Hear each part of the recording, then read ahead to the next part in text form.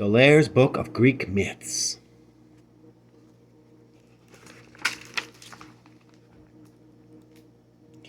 Gaia, the earth, came out of darkness so long ago that nobody knows when or how. Earth was young and lonesome, for nothing lived on her yet. Above her rose Uranus, the sky, dark and blue, set all over with sparkling stars. He was magnificent to behold, and young Earth looked up at him and fell in love with him. Sky smiled down at Earth, twinkling with its countless stars, and they were joined in love. Soon young Earth became Mother Earth, the mother of all things, the mother of all living, the mother of all things living. All her children loved their warm and bountiful mother, and feared their mighty father, Uranus, Lord of the universe.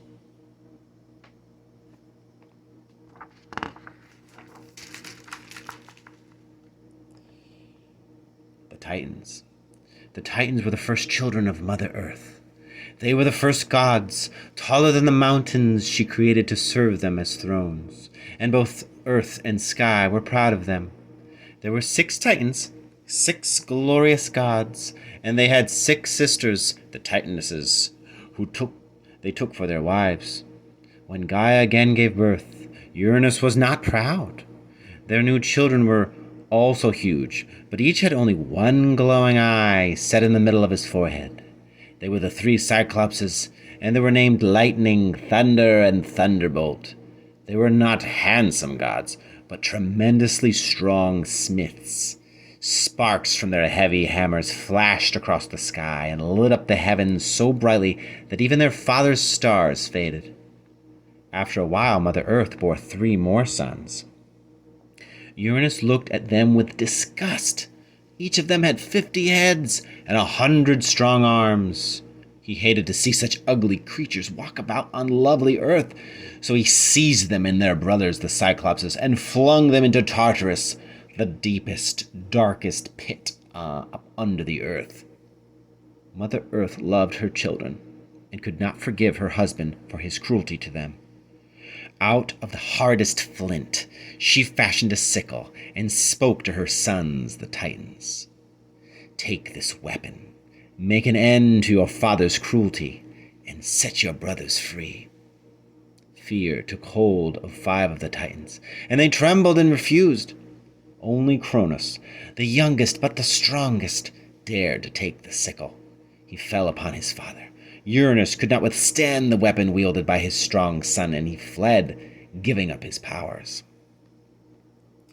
Mother Earth made Pontus, the boundless seas, her second husband, and from this union sprang the gods of the watery depths, and from her rich ground grew an abundance of trees and flowers, and out of her crevices sprites, beasts, and early man crept forth.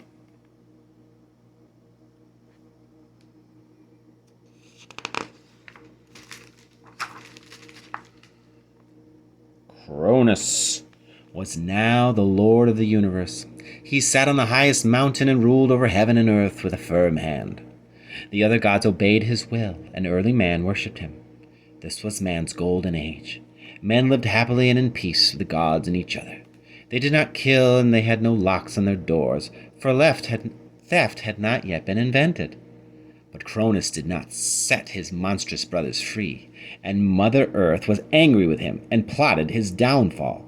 She had to wait, for no god yet born was strong enough to oppose him. But she knew that one of his sons would be stronger than he, just as Cronus had been stronger than his father. Cronus knew it too, so every time his Titaness wife Rhea gave birth, he took the newborn god and swallowed it. With all of his offspring securely inside him, he had nothing to fear.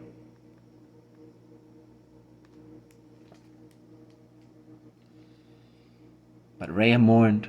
Her 5 sisters, who had married the 5 other Titans, were surrounded by their Titan children, while she was all alone. When Rhea expected her 6th child, she asked Mother Earth to help her save the child from his father. That was just what Mother Earth had been waiting for. She gave her daughter whispered advice, and Rhea went away, smiling. As soon as Rhea had borne her child, the god Zeus, she hid him Then she wrapped a stone in baby clothes and gave it to her husband to swallow instead of her son. Cronus was fooled and swallowed the stone, and the little god Zeus was spirited away to a secret cave on the island of Crete. Old Cronus never heard the cries of his young son, for Mother Earth set noisy earth sprites outside the cave. They made such a clatter, beating their shields with their swords, that other sounds were drowned out.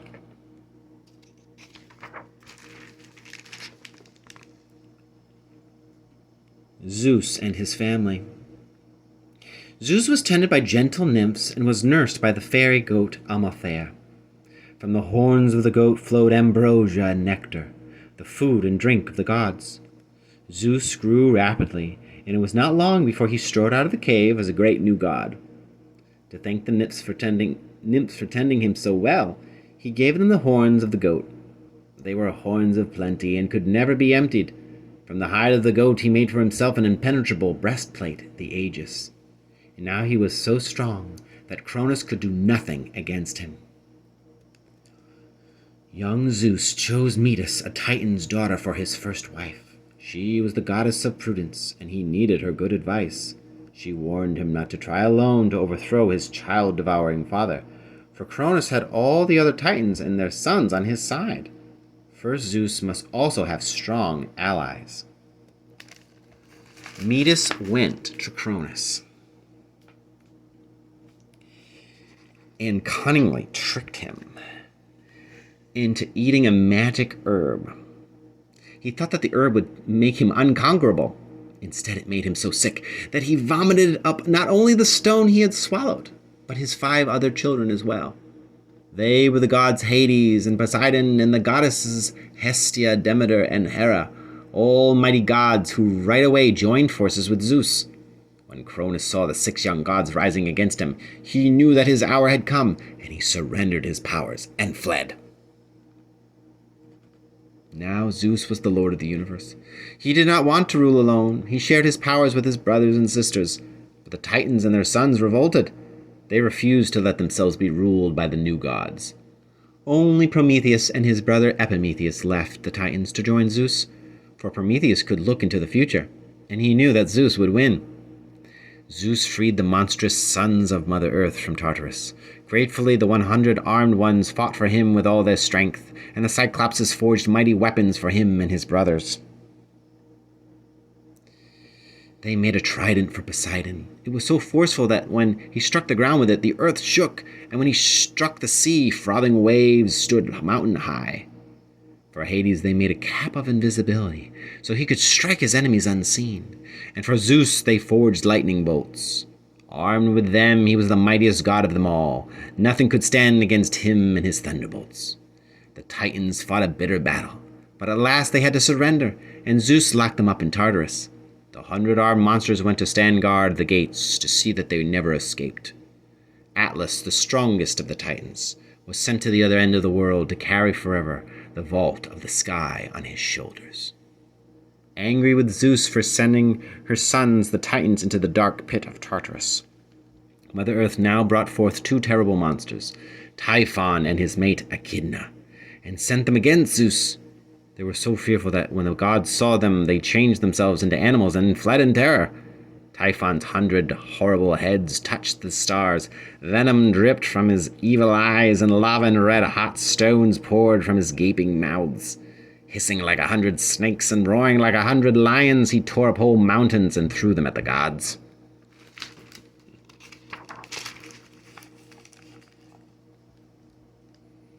Zeus soon regained his courage and turned, and when the other gods saw him taking his stand, they came back to help him fight the monster. A terrible battle raged, and hardly a living creature was left on earth. But Zeus was fated to win, and as Typhon tore up huge Mount Etna to hurl at the gods, Zeus struck it with 100 well-aimed thunderbolts, and the mountain fell back, pinning Typhon underneath. There the monster lies to this very day, belching fire, lava, and smoke through the top of the mountain. Echidna, his hideous mate, escaped destruction. She cowered in a cave, protecting Typhon's dreadful offspring, and Zeus let them live as a challenge to future heroes.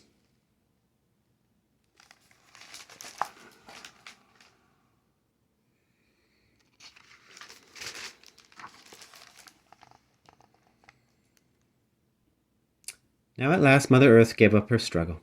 There were no more upheavals, and the wounds of the war soon healed. The mountains stood firmly anchored, the seas had their shores, the rivers had their riverbeds, and ox-horned river gods watched over them. And each tree and each spring had its nymph. The earth again was green and fruitful, and Zeus could begin to rule in peace. The one-eyed Cyclopses were not only smiths, but masons as well, and they built a towering palace for the gods on top of Mount Olympus, the highest mountain in Greece. The palace was hidden in clouds, and the goddesses of the seasons rolled them away whenever a god wanted to go down to earth. Nobody else could pass through the gate of clouds. Iris, the fleet-footed messenger of the gods, had her own path down to earth. Dressed in a gown of iridescent drops, she ran along the rainbow on her busy errands between Olympus and earth.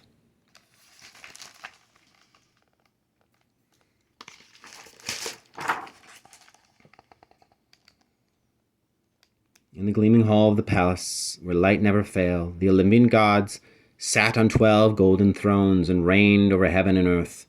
There were 12 great gods, for Zeus shared his powers, not only with his brothers and sisters, but with 6 of his children and the goddess of love as well. Zeus himself sat on the highest throne, with a bucket full of thunderbolts beside him. On his right sat his youngest sister Hera, whom he had chosen from all his wives as his queen. Beside her sat her son Ares, god of war, and Hephaestus, god of fire, and with Aphrodite, goddess of love, between them. Next was Zeus's son Hermes, the herald of the gods, and Zeus's sister Demeter, goddess of the harvest, with her daughter Persephone on her lap. On the left of Zeus sat his brother Poseidon, the lord of the sea. Next to him sat the 4 children of Zeus, Athena, the twins Apollo and Artemis, and Dionysus, the youngest of the gods. Athena was the goddess of wisdom, Apollo the god of light and music, Artemis goddess of the hunt, and Dionysus the god of wine. Hestia, the eldest sister of Zeus, was goddess of the hearth. She had no throne, but tended the sacred fire in the hall, and every hearth on earth was her altar. She was the gentlest of all the Olympians. Hades, the eldest brother of Zeus, was the lord of the dead. He preferred to stay in his gloomy palace in the underworld, and never went to Olympus. The gods themselves could not die, for divine ichor flowed in their veins instead of blood. Most of the time they lived happily together, feasting on sweet-smelling ambrosia and nectar. But when their wills clashed, there were violent quarrels. Then Zeus would reach for a thunderbolt, and the Olympians would tremble and fall to order. For Zeus alone was stronger than all the other gods together.